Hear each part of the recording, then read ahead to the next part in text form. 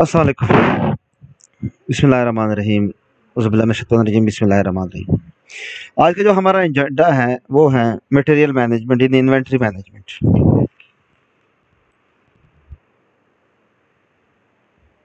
इस पूरे लेक्चर में हम बताएंगे कि हमारे पास जो मटेरियल मैनेजमेंट का प्रोसेस स्टार्ट से एंड तक, लेकिन उससे पहले सबसे पहले हमें इन्वेंटरी मैनेजमेंट के लिए उसकी जो कॉन्फ़िगरेशन है वो ज़रूरी है।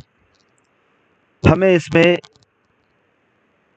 चार्ट ऑफ आइटम किस तरह कॉन्फ़िगर होता है, यूनिट ऑफ मेजरमेंट किस तरह कॉन्फ़िगर होते हैं, स्टोर किस तरह कॉन्फ़िगर होते हैं।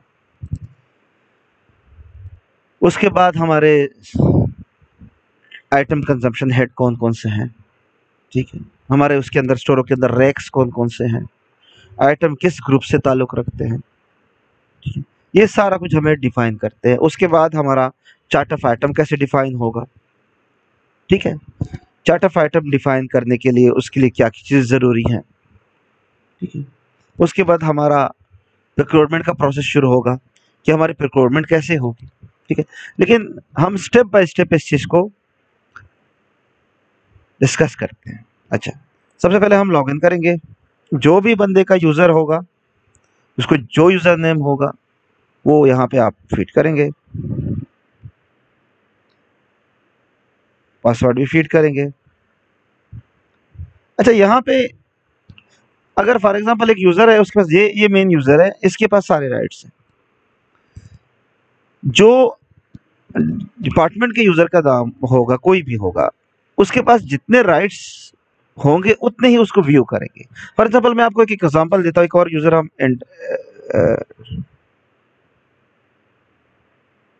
यहाँ पे लॉगिन करते हैं।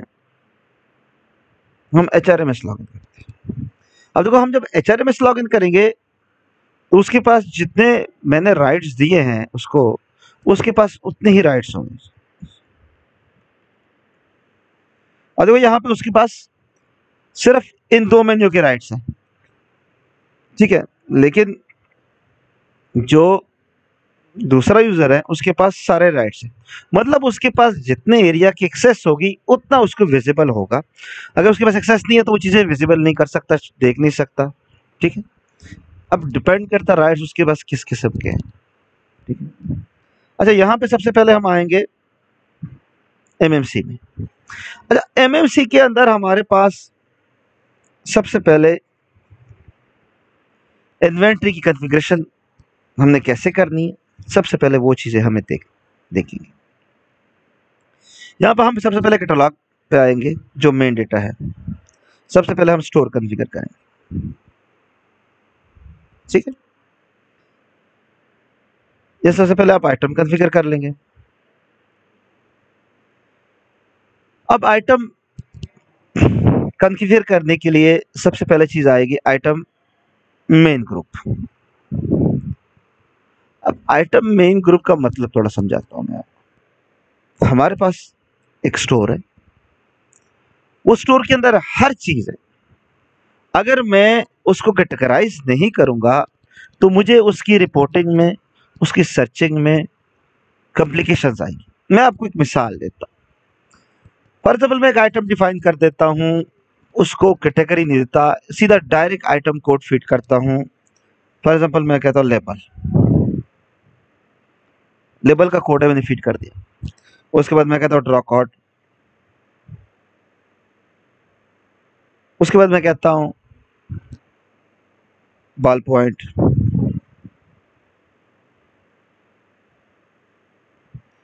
उसके बाद मैं कहता हूँ ईयर फिल्टर, या मैं कहता हूँ पेडेस्टल पैन, ठीक है, या मैं कहता हूँ इसी, या मैं कहता हूँ कोई भी आइटम हो।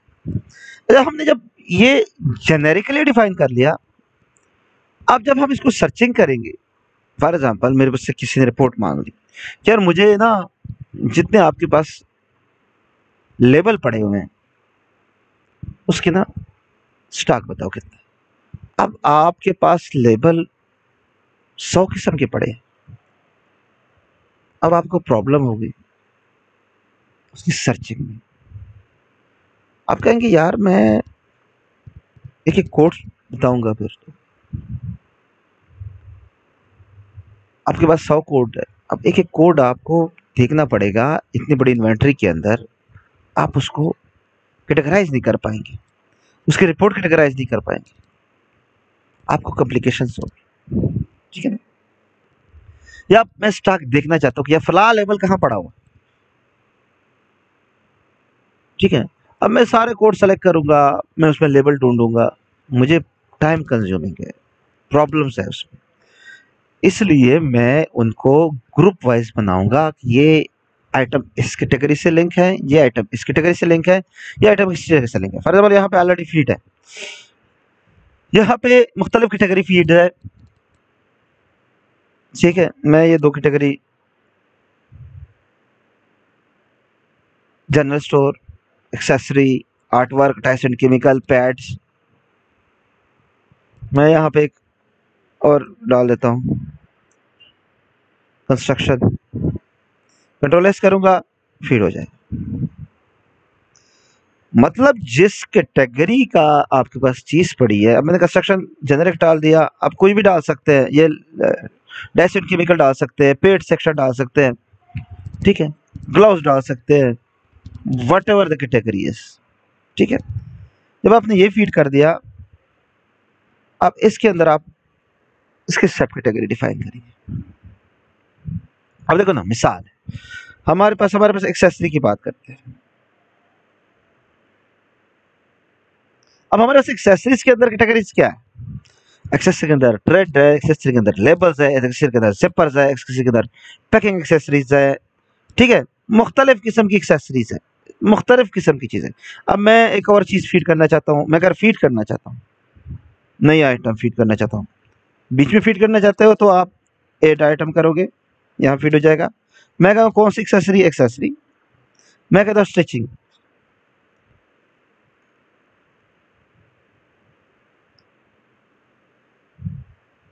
मतलब जो भी नाम होगा, स्टिचिंग एक्सेसरी, स्टिचिंग ले, वट एवर, जो भी आप नाम देंगे, करूँगा, बटन दबाऊंगा, ये सेव कर जाए। मतलब अब देखो, यहाँ पे ये तो फीड में बता रहा था, यहाँ पे जब आपके पास एक्सेसरीज आती है, अब उसकी कैटेगरीज है आपके पास।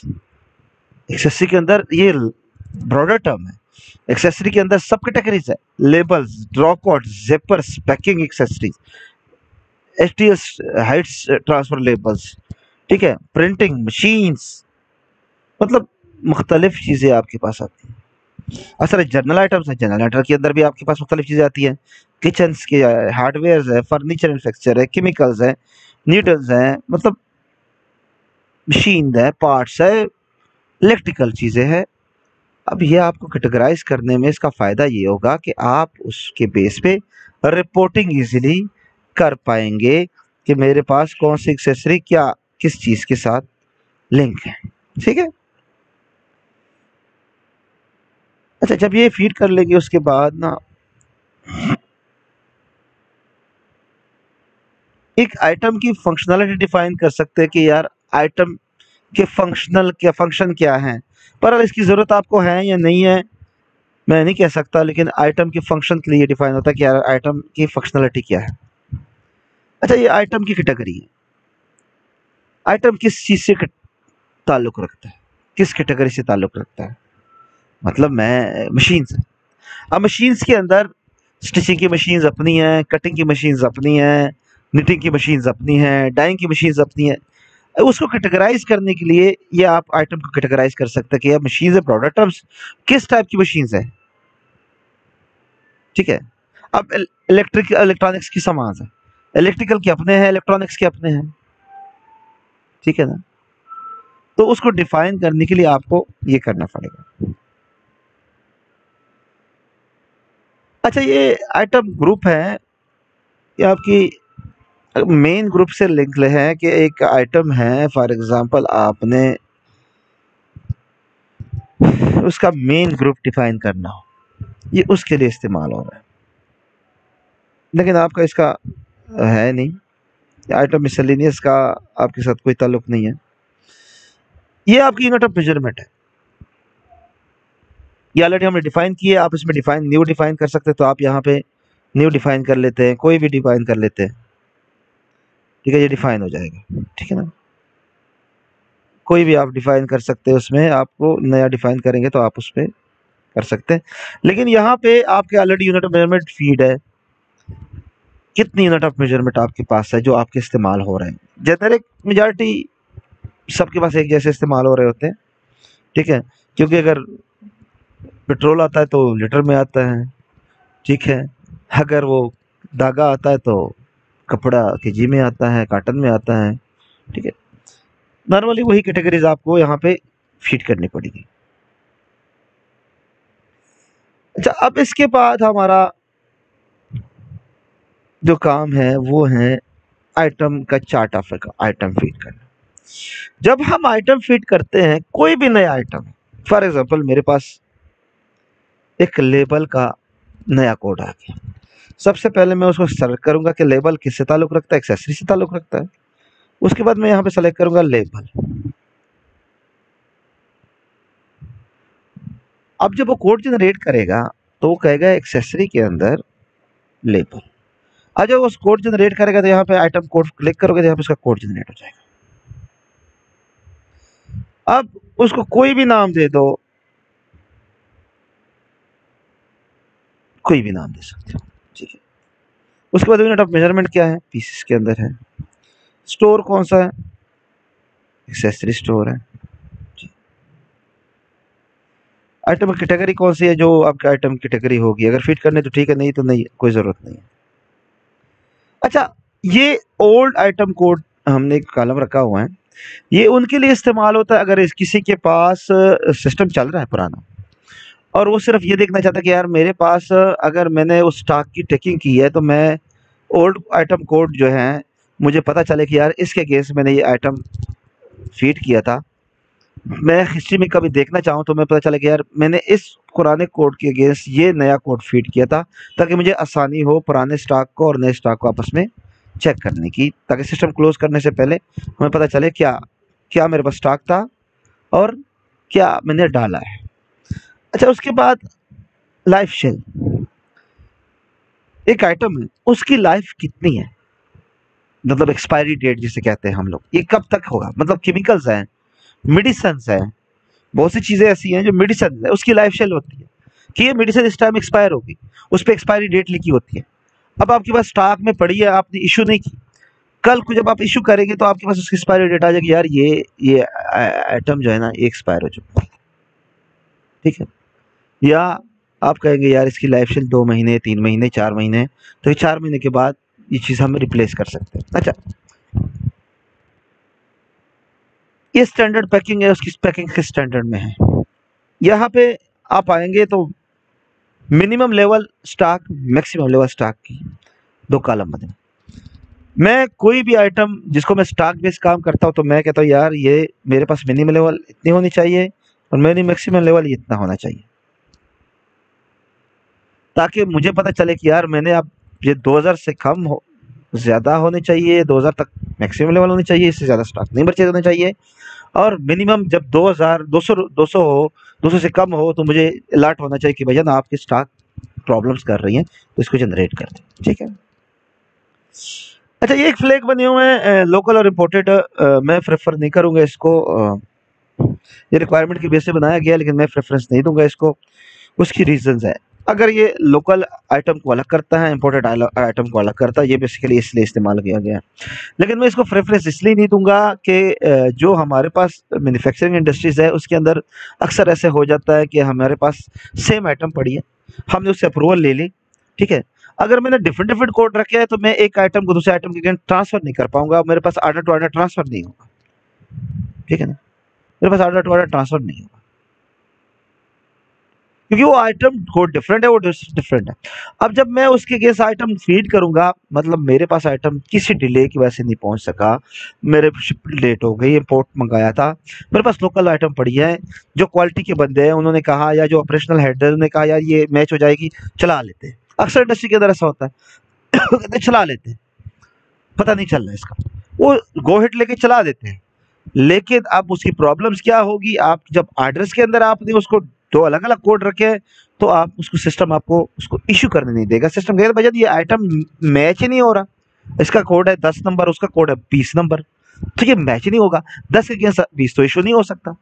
तो फिर आपको क्या करना पड़ेगा, आपको ऑर्डर रिवीजन करनी पड़ेगी, जो काफी टफ जॉब है।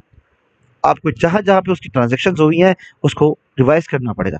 मे बी उसकी परचेज ऑर्डर बन चुके हो, वो कस्टमर ने भेजा हो, अब जब आप उसको चेंज करेंगे कि यार जिस कस्टमर के अगेंस्ट मैंने इस पीओ के अगेंस्ट इसको मंगाया था, जब आप उसको चेंज करेंगे वो कहेगा भैया इसका तो पीओ बन चुका है, ये तो 2-4 दिन में आने वाला है, आप इसको चेंज कैसे कर सकते हैं, वो तो शिपमेंट बीच में है, कराची पोर्ट पे पहुंच गई है, या वट एवर जो भी है, वो 10 दिन में पहुंचने वाली है, 5 दिन में पहुंचने वाली है, तो कस्टमर ने शिप कर दिया है। जब आप उसको चेंज करेंगे, तो अगर आपने चेंज कर दिया उसका नुकसान भी है। जब आपको गेट पे ऊपर चीज आएगी तो उस पीओ के अंदर आपको वो चीज मिलेगी नहीं, या फिर आप क्या करेंगे, 2 आइटम कोड रखेंगे उस ऑर्डर के अंदर, फिर अगेन मसला है। ठीक है, इसलिए इसकी कुछ प्रो एंड कॉन्स है। अच्छा, लीड डेज, एक आइटम का लीड डेज कितने होंगे, कितने दिन में वो आना चाहिए, ये हमारे पास, ये इसकी जरूरत नहीं है। सेल कोड क्या है इसका, हमने आइटम सेल किया उसका कोड क्या है, ग्रुप कोड क्या है, केमिकल ग्रुप क्या है, ठीक है, मतलब आप केमिकल के लिए इस्तेमाल होता है, ये केमिकल का कौन सा ग्रुप है, ठीक है, डिवीजन क्या है, ये उसके लिए बेसिकली इस्तेमाल हो रहा है।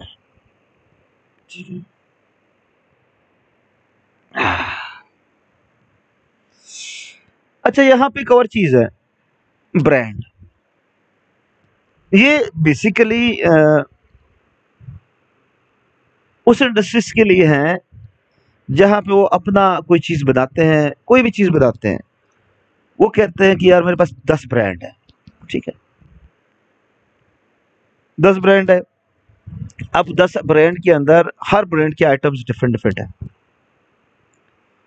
मतलब मेरे पास सेम कस्टमर है, उसका पेंट है, जैकेट्स है, हुडी है, रकबी है, वट एवर द आइटम। मैं कहता हूँ यार ये एक आइटम है, इस कस्टमर का ये 3 ब्रांड के अंदर इस्तेमाल हो सकता है, उसकी अप्रूवल है मेरे पास।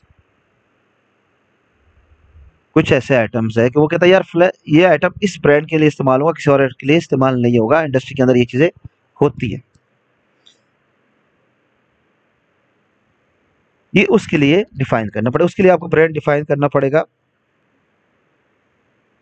यहाँ पे बजट शो, बेसिकली ये जो फ्लैग है, ये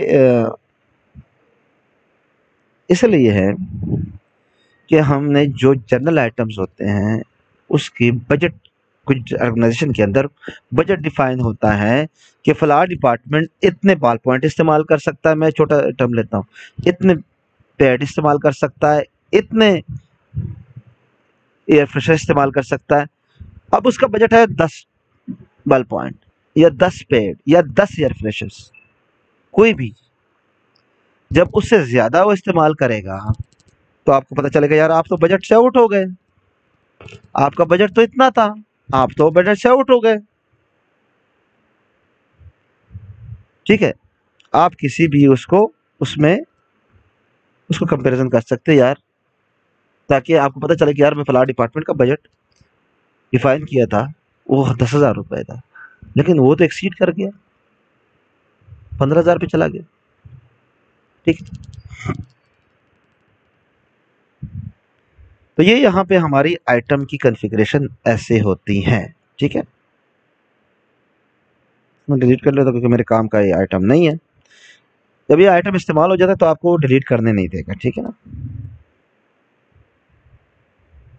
अच्छा, इसके बाद हमने कॉन्फ़िगर करना है स्टोर ब्रांड। यहाँ पे आप फीड करेंगे जो भी ब्रांड आप सेलेक्ट करते हैं ना, वो ब्रांड यहाँ पे आप फीड करेंगे, ABCD जो भी ब्रांड आपने सेलेक्ट किया।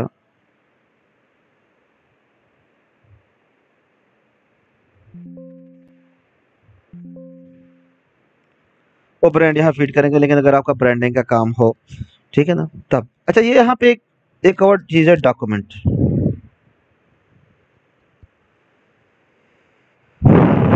ये डॉक्यूमेंट्स बेसिकली आप लोग को फीड करने की ज़रूरत नहीं है, ये सिस्टम की कॉन्फ़िगरेशन के अंदर ही होगा। बेसिकली इसका ये है कि हमारे पास कौन कौन से डॉक्यूमेंट लग रहे हैं, GRN है, SIR है, रिटर्न नोट है, सरेंडर नोट है, ये उसके लिए डिफाइन किया गया है, ठीक है।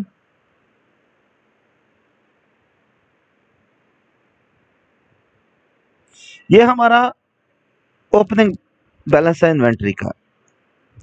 यहाँ पे हम ने ओपनिंग फीड करनी है अपनी इन्वेंट्री के पास, हमारे पास कितनी इन्वेंट्री पड़ी है, ठीक है ना, उसकी ओपनिंग हमने फीड करनी है। यहाँ पे मैं एंटर क्वेरी करूंगा। अच्छा, यहाँ पे मैं कैटेगरी सेलेक्ट करूंगा। इन्वेंट्री कौन कौन सी है, जर्नल है, एक्सेसरी है, वट एवर द इन्वेंट्री। यहाँ पे आपने एक्सेसरी सेलेक्ट कर दी, एक्सेसरी आपके पास आ जाएगी, ठीक है। आपने जनरल सेलेक्ट किया, जनरल आपके पास आ जाएगा, ठीक है ना। अच्छा, ये जब आप ओपनिंग फीड करेंगे उसके वक्त आप उसको उसका रैक भी बताएंगे कि ये इन्वेंट्री मेरे पास 81 क्वांटिटी हैं, ये किस रैक में है। ऐसा भी हो सकता है कि दो रैकों में भी हो सकती है, 40 एक में है, 41 दूसरे में है। डिपेंड करता है आपकी स्टोर की फिजिकल स्टॉकिंग के ऊपर, आपने स्टॉकिंग कैसे की, उसमें आप रेट बताएंगे, उसके अपने आप से वैल्यू बताएंगे, और उसका स्टोर बताएंगे कि ये किस स्टोर के अंदर हमने स्टॉक करना है, जर्नल के अंदर है, एक्सेसरी के अंदर है। ऐसा क्यों है, क्योंकि जब हमने स्टॉक की नई नई ओपनिंग लेनी होती है, जब नया सिस्टम इम्प्लीमेंट करना होता है, तो हमें ओपनिंग चाहिए होती है। वो इसलिए चाहिए होती है कि हमने उससे कट ऑफ लेना होता है। ये कट ऑफ के लिए बेसिकली इस्तेमाल होने वाली चीज़ें हैं। अच्छा, मैं क्लोज करूंगा। यहाँ पे कंजम्पशन हेड्स आ रहे हैं। ये बेसिकली कंजम्पशन हेड इसलिए फीड होते हैं, इसका ताल्लुक फाइनेंस से है बेसिकली, कि ये फाइनेंस जब कोड डिफाइन करता है उस टाइम चार्ट ऑफ अकाउंट के अंदर वो बताता है कि यार ये चीज़ इसमें हिट होनी चाहिए, ये चीज़ इन्वेंट्री है, लेकिन फाइनेंस ने अपनी चीज़ें डिफाइन किया है कि ये कंज्यूमेबल आइटम्स है, ये इलेक्ट्रिकल्स है, ये मतलब सेम एक एक वेंडर्स है, उससे चीज़ें आ रही हैं, तो वो कहता है यार ये फला चीज़ों में हिट होनी चाहिए, उसके लिए हमें कंजम्पशन हेड डिफाइन करने की ज़रूरत है। आप नया हेड कोई भी डिफाइन करते हैं, ठीक है, यहाँ पे सेव करेंगे, कंट्रोल एस करेंगे या ये बटन दबाएंगे, ये सेव हो जाएगा उसके अंदर, जो आपकी कंजम्पशन हेड फाइनेंस के साथ डिसाइड होता है तो। अच्छा, ये स्किल्स की इंफॉर्मेशन है, इसकी ज़रूरत आपको नहीं है, अगर आपके स्किल्स है तो फिर आपकी ज़रूरत है, ठीक है। अब जो दूसरा प्रोसेस है वो बेसिकली डिमांड है।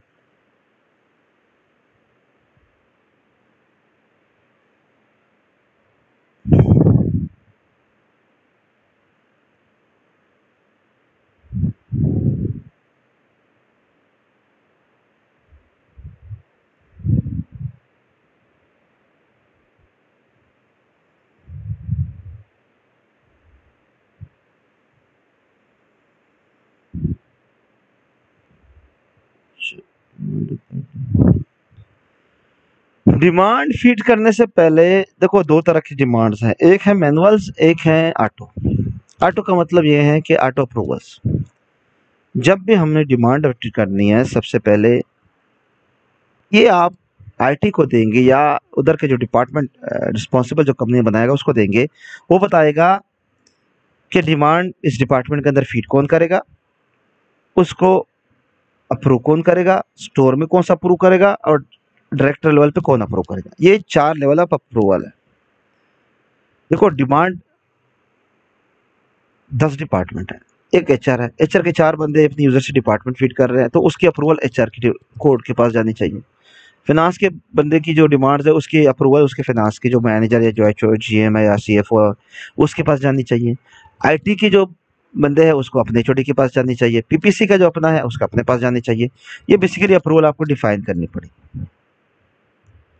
उसके बाद जब अप्रूवल डिफाइन होगी उसके बाद ये विंडो है बेसिकली, अगर कोई भी एचओडी जब उसके पास मैंने अथॉरिटी डिफाइन कर ली, जब वो अपने विंडो खोलेगा उसके पास जो उसके बंदों ने डिमांड की होगी वो उसको अप्रूव करेगा।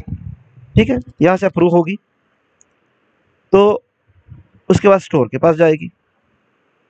ये देखो स्टोर के अंदर अनअप्रूव डिमांड्स पड़ी है, स्टोर उसको फीड या अप्रूव एचओडी ने अप्रूव किया लेकिन स्टोर ने अप्रूव नहीं की। स्टोर यहाँ से अप्रूव करेगा, ठीक है, अप्रूव क्लिक करेगा, यहाँ से ये कहता है आप अथराइज नहीं है। क्यों? क्योंकि हमने उसके अंदर अथॉरिटी उसकी फीड नहीं की। ठीक है, मुझे कह रहा है क्योंकि सुपर यूजर है, इसके पास हर चीज नजर आई, लेकिन उसने कहा आपके पास अथॉरिटी नहीं है, आप फीड नहीं कर सकते उसको। तो ये डिपार्टमेंट के पास आएगी, तो डिपार्टमेंट इसको अप्रूव करेगा, जो स्टोर डिपार्टमेंट। अच्छा, स्टोर डिपार्टमेंट ने अप्रूव कर दिया, उसके बाद आप जाएगी डायरेक्ट डिपार्टमेंट के डायरेक्टरों के पास। थर्ड पे ये डायरेक्टर के पास डिमांड आएगी, डायरेक्टर ने उसको अप्रूव करनी है, तो डायरेक्टर ने अप्रूव करा। वो कहता है आप अथराइज नहीं है, डायरेक्टर ये अथराइज है, तो डायरेक्टर इसको अप्रूव करेगा, तो ये अप्रूव हो जाएगी। ठीक है, जब डायरेक्टर अप्रूव कर लिया तो ये डिमांड अप्रूव हो जाएगी। ये डिमांड के लिए है बेसिकली। पहले सब डिमांड डिस्कस कर लेते हैं।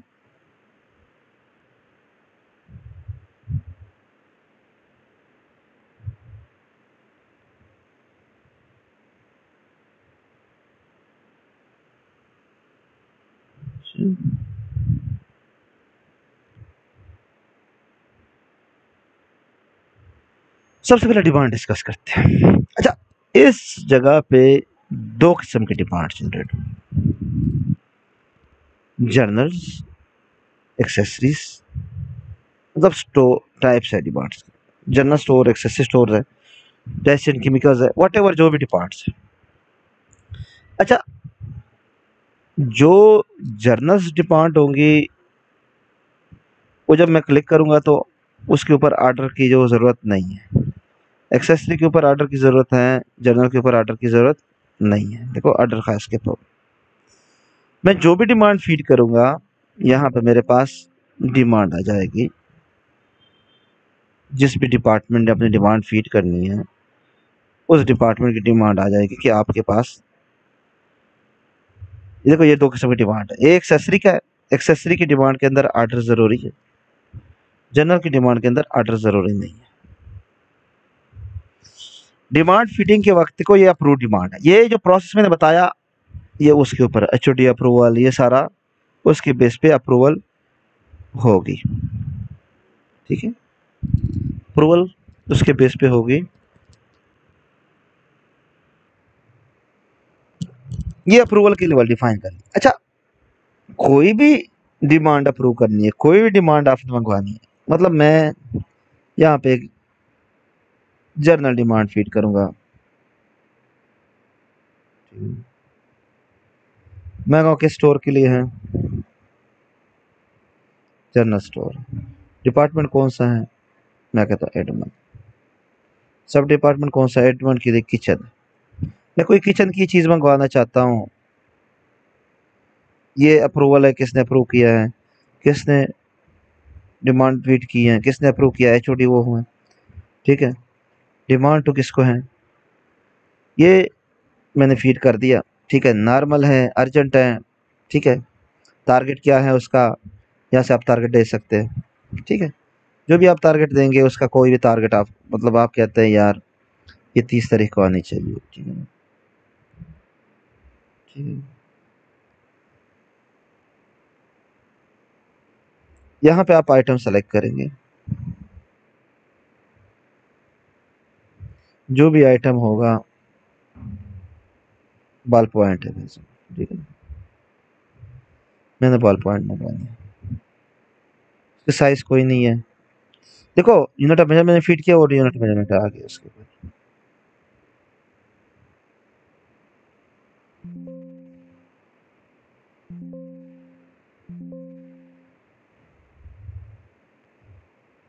अच्छा, यहाँ पे कितनी रिक्वायर्ड क्वांटिटी है, मैं कहता 5। इन हैंड आपके पास आ जाएगी कि मेरे पास 13 इन हैंड क्वांटिटीज है अभी तक। ठीक है, मैं यहाँ पर क्वांटिटी 500 कर देता हूँ। ठीक है, मेरे पास 13 इन हैंड क्वांटिटीज है, 15 रुपए उसकी कीमत है, एस्टिमेटेड प्राइस। ठीक है, कंजम्पशन क्या है, जर्नल, यहाँ पे कंजम्पशन फीड होगी जर्नल से। कंज्यूम कौन कर रहा है, जर्नल कर रही है, इलेक्ट्रिकल डिपार्टमेंट कर रही है, वट एवर जो कंजम्पशन हेड्स है वो फीड करेगा, ताकि फाइनेंस के ऊपर उसका पता चले कि ये किस हेड के ऊपर। ठीक है,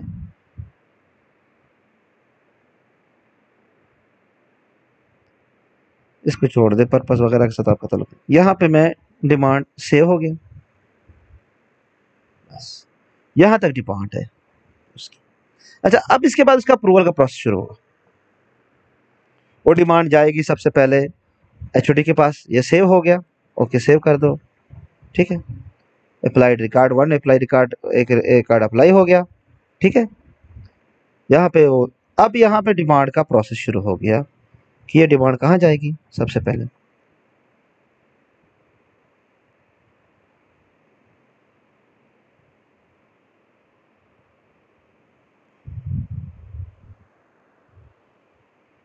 एचओडी के पास जाएगी। ठीक है, उसके बाद एचओडी अप्रूव करेगा, उसके बाद स्टोर अप्रूव करेगा, उसके बाद डायरेक्टर अप्रूव करेगा। ठीक है,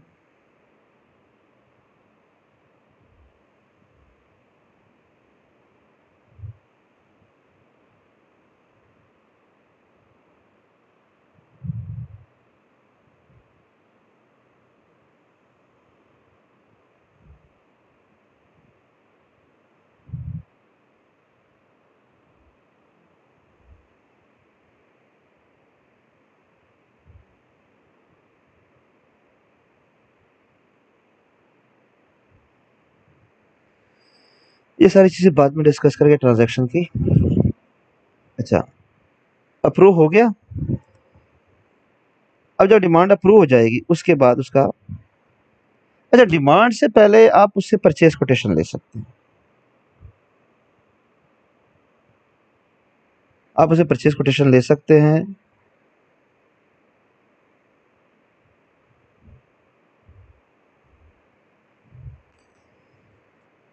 यहाँ पे आप परचेज कोटेशन डालेंगे कि ये यहाँ पे डली भी होगी, फला आइटम है। ठीक है, उससे कोटेशन बनी होगी, एक कोटेशन है, दो कोटेशन है, वट एवर जो भी कोटेशन बनी है। देखो वेंडर के बेस पे बतानी पड़ेगी ना, यहाँ पे वेंडर कौन सा है, फला वेंडर है।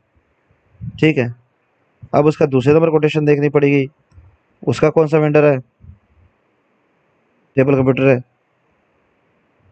दूसरे नंबर वेंडर कौन सा है, 13 नंबर कौन सा वेंडर है, या ये देख लेते हैं। आइटम कौन सी है उसके पास, टेबल कंप्यूटर। ठीक है, रेट उसने क्या दिया है, 10,000। ठीक है, कोटेशन डेट जो भी आपने डाल देनी है।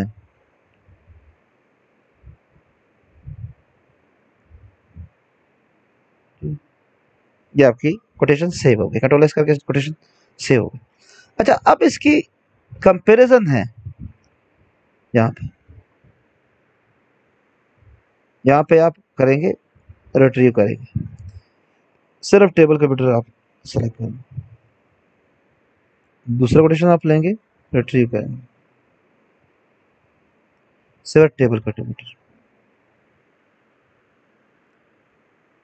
आपने जब ये दोनों इस सेट पे कर लिए तो अब ये कंपैरिजन करेगा एक टेबल कंप्यूटर के ऊपर कि टेबल कंप्यूटर कोटेशनों में, दो कोटेशनों में रिट्रीव हो गई, तीन, उसके अंदर क्या रेट है, टेबल कंप्यूटर का क्या रेट है। फिर जो बेस्ट कोटेशन अप्रूव्ड होगी उसको बंदा उसके बेस पे परचेज करेगा। फिर यहाँ पे परचेज ऑर्डर फिटिंग। अच्छा, ये परचेज ऑर्डर फिटिंग जब वो आपका अप्रूवल का पूरा प्रोसेस हो जाएगा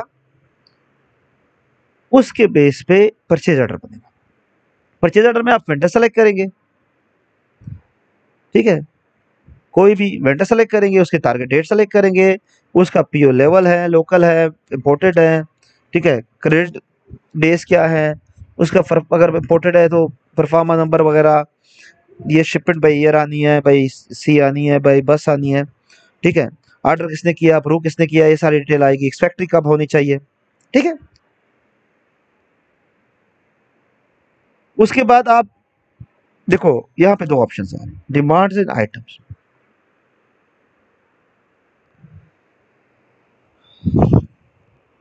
उसके बाद आप, अगर आपने पूरी डिमांड का बनाना है ना परचेज, तो आप पूरे यहाँ पे डिमांड नंबर देंगे, गेट आइटम करेंगे, सारे आइटम्स आ जाएंगे। यहाँ पे आपने कुछ भी नहीं लिखना सिवाय रेट के अलावा और करेंसी के अलावा, बस, और कुछ नहीं लिखना, ठीक है।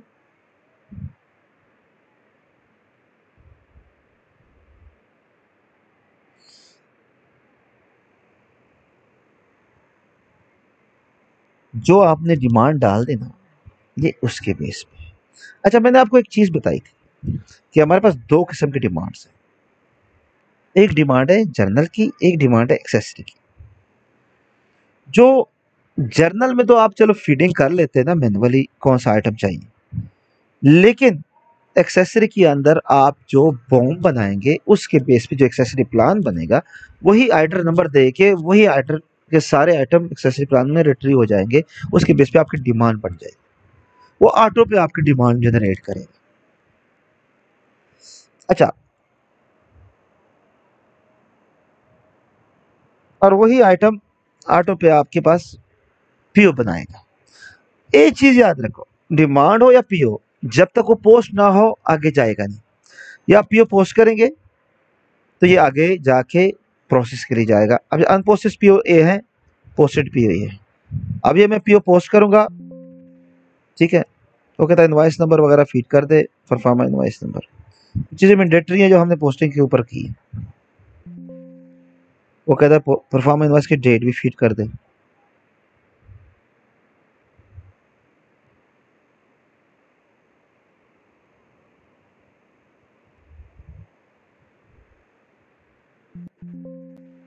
ये कहता है यार you want to select the correct order status, मैं कहता गो बैक,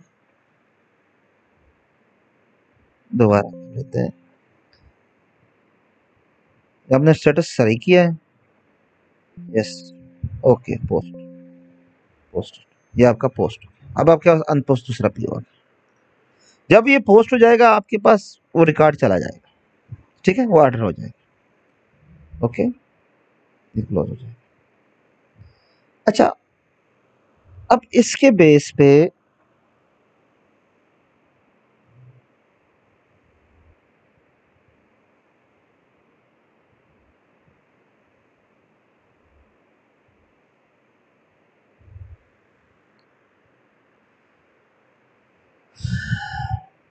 जब आपका पीओ पोस्ट होगा, पीओ आपका चला जाएगा through email, through what ever जो भी है आपने वेंडर को भेज दिया।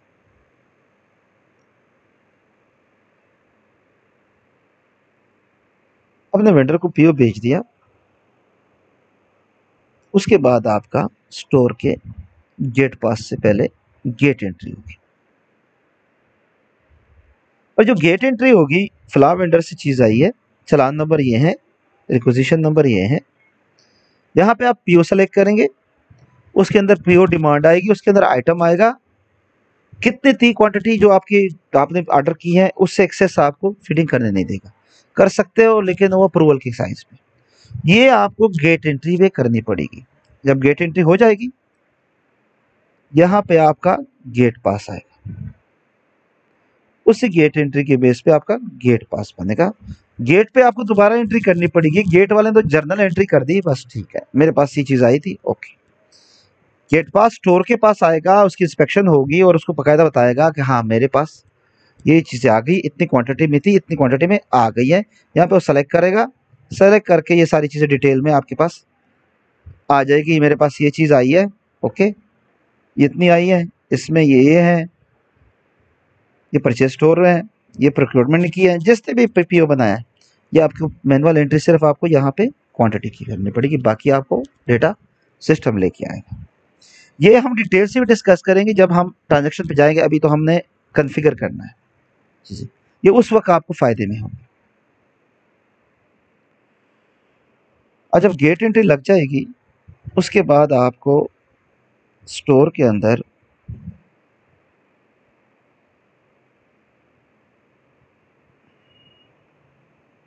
यहाँ पे आपको जीआरएन पे आएंगे। अच्छा, जब जीआरएन पे आप आएंगे गुड रिसीविंग नोट पे, यहाँ पे आप उसको डिपार्टमेंट, सब डिपार्टमेंट चलान नंबर देंगे। चलान नंबर ये है। अब यहाँ पे गेट पास नंबर देंगे, वो गेट पास खुद रिट्रीव करेगा। यहाँ पे गेट आइटम करेंगे तो ये रिट्रीव कर देगा। जो भी गेट पास होगा मार्केट का, उसको वो रिट्रीव कर देगा। ये क्या कह रहा है? फीडिंग चलान नंबर। अब चलान नंबर इसमें है ही नहीं, मैं चलान नंबर वट एवर कोई भी डाल लेता हूँ, ठीक है ना। एरर दे रहे हैं।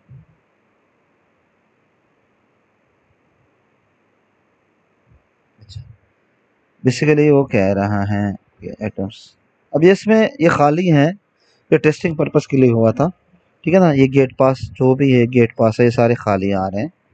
ये सिर्फ टेस्टिंग पर्पस के लिए हुए थे, ताकि वो, ये देखो ये आपके पास डेटा आ गया। ओके, कितनी आइटम क्वांटिटी है, रिसीव कितनी हुई है, रिक्वायर्ड कितनी थी, 90। यहाँ पे 90 आ जाएंगे। ओके, ठीक है। यहाँ पे 800 लिख लो, नहीं करने। देखो मैंने 700 आई थी, यहाँ पे मैंने 800 की है, तो मुझे क्या कह रहा है यार, आपकी रिसीविंग 700 हुई है, आप 800 नहीं कर सकते। 700 मैंने कर दिया, ठीक है। तो आपको मैनुअल सिर्फ और सिर्फ जो चीज़ आई है वो करनी पड़ेगी। अब मैं एक साल मेरे पास 350 है, मैंने 348 लिख दिए।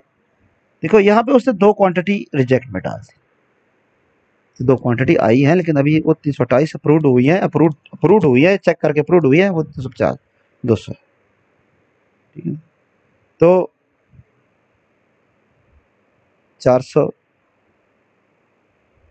355, 1200, 50, 45, 500, 1000, 215, 30। मतलब आपको ये कंप्लीटली फिल करना पड़ेगा। 100,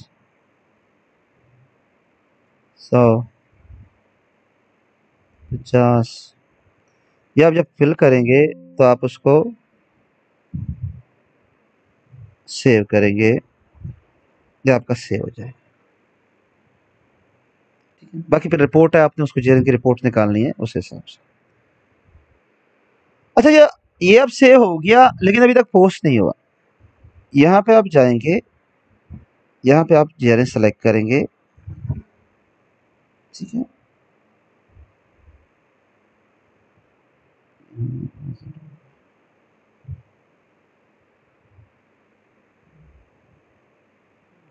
काउंट उसको नहीं, स्टोर,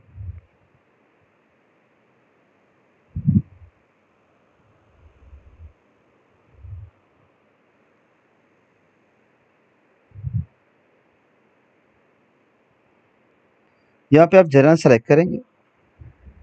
जब यहाँ पे जेआरएन सेलेक्ट होगा, उसके बाद आप पता है क्या करेंगे, इसको यहाँ पे उसका रेक डालेंगे। जब तक आपने रेक नहीं डाला होगा, आपको सिस्टम कोस्ट करने देगा नहीं।